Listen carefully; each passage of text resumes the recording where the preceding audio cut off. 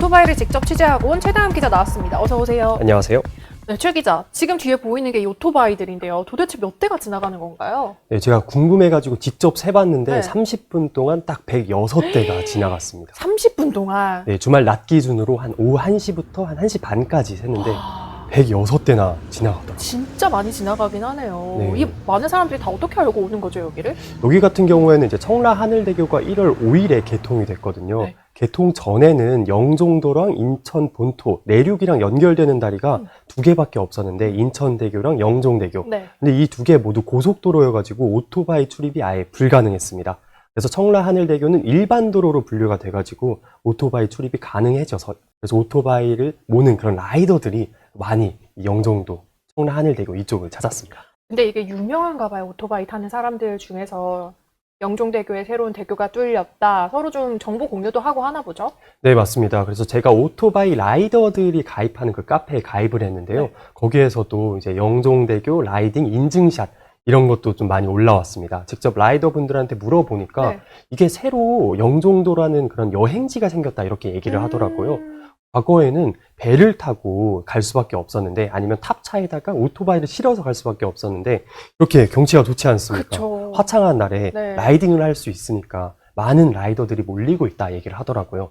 다만 그분이 얘기를 하기에는 이 라이딩 같은 경우에는 이제 새로운 여행지가 생겼으니까 하는 거고 여기에 또 일상이 되면은 좀 라이더분들은 지금보다는 좀 줄어들 것 같다. 이런 얘기를 또 했습니다. 대교가 연결이 됐는데 네. 그런데 여기서는 사실 도로에 제한 속도가 있잖아요. 네, 시속 60km 제한 속도가 있고 네. 또 구간 단속이어가지고 이 다리 위에서 이렇게 네. 세게 달리는 그런 오토바이든 찾기 좀 어려웠습니다. 그러면 어디서부터 달리는 건가요? 딱 여기 보이는 단속 네. 카메라가 끝나는 지점부터 달리기 시작하는 건가요? 네, 맞습니다. 네. 이게 청라 하늘대교에서 이제 영종도 방향인데요. 음. 여기 단속 카메라가 보이잖아요. 네. 마지막 단속 카메라거든요. 그래서 이걸 끝나는 지점에서 오토바이 속력을 더 높이는 경향이 있었습니다. 그래서 주민들도 공통적으로 저 단속 카메라 끝나고 나서 네. 달리는데 그게 문제다. 단속 카메라를 더 설치해야 되는 거 아니냐. 이런 의견도 좀 냈었습니다. 바로 보니까 옆에가 다 아파트 단지예요. 한 몇천 세대 돼 보이는 굉장히 대형 아파트 단지거든요. 네, 맞습니다. 이렇게 보면 도로 바로 옆에 단지들이 있잖아요. 네. 그래서 도로 바로 옆에 있는 단지는 총 한 5개 정도가 좀 있었는데요.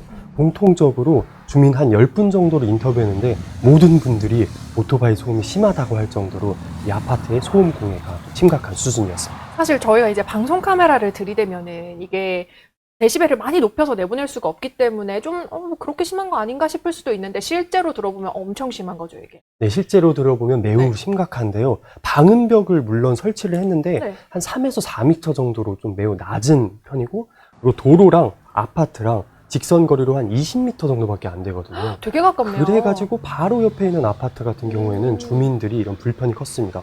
그래가지고 좀 일부 주민 같은 경우에는 뭐 비비탄 총으로 쏘고 싶을 정도다. 어우, 새벽 2, 3시에도 깨니까 너무 힘들다. 얼마나 이게 고통스러우면 그렇겠습니까? 그리고 또 네. 아이를 키우는 분들은 네. 아이가 이 오토바이 소음 때문에 깨가지고 본인도 너무 스트레스를 받는다. 와, 그거 진짜 너무 힘들어요. 네, 이런 분도 1시간 있었습니다. 재웠는데 오토바이 지나가면 바로 깨거든요.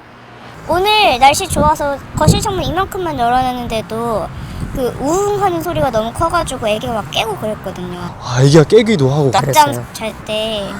진짜 완전 어떻게 이럴 수가 있나 싶을 정도인데 실제로 살아본 사람들 아니면 모르긴 하잖아요. 그죠? 네, 맞습니다. 이분들 같은 경우에는 이제 다리가 뚫리는 거를 알기 전에 좀 입주를 했다라는 분들도 있거든요.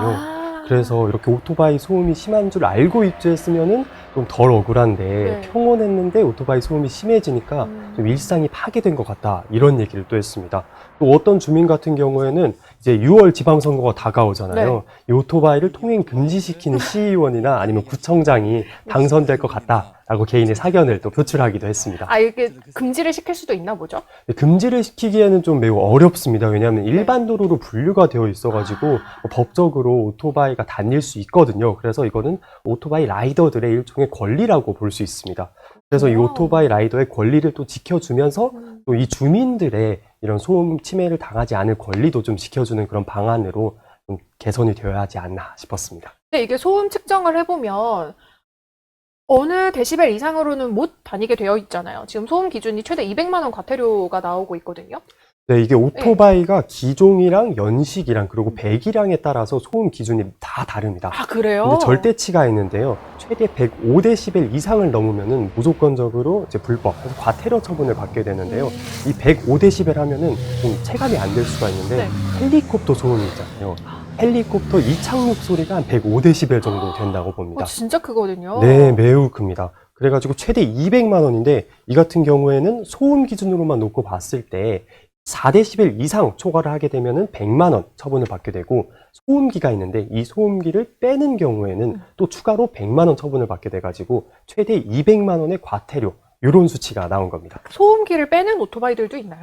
네, 제가 직접 이제 오토바이 라이더들을 인터뷰했는데요. 네. 공통적으로 이제 소음기를 빼는 경우가 있다라는 얘기를 했습니다. 인터뷰를 한 도중에 어떤 라이더는 네. 자기가 직접 소음기를 뺐다라고 얘기를 했는데요. 이 소음기가 탈부착 시기라고 하더라고요. 그래서 이 오토바이 라이더들이 소음기를 뺐다가 다시 이제 붙일 수 있는 그런 방식이어가지고 소음기를 빼는 경우도 꽤 많은 것 같습니다. 그러니까 소음기를 빼면은 뭔가 자기가 질주를 하고 이런 그죠. 느낌이 더 많이 나는 거죠. 네. 우웅하고 가니까. 네, 맞습니다. 소음이 더 커져서 네. 주민들은 또 그로 인한 또 피해를 받게 되는 거여가지고 이 같은 경우에는 좀 라이더분들이 자제를 하는 게 좋지 않을까 그렇게 좀 보여집니다. 근데 이렇게 되면은 주민들이 신고를 많이 하니까 경찰분들이 많이 나오지 않을까요? 네, 경찰분들도 나오고 있는데요. 네. 현재 법령상으로는 경찰한테 단속 권한은 없습니다.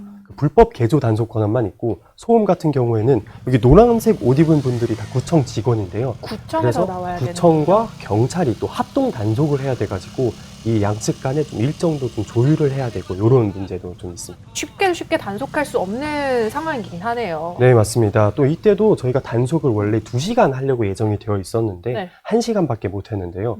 왜냐면 비가 내렸기 때문입니다. 이 소음 측정기가 좀 매우 민감한 네. 그런 측정기여가지고 비가 내리게 되면은 측정이 정확하지 않게 됩니다.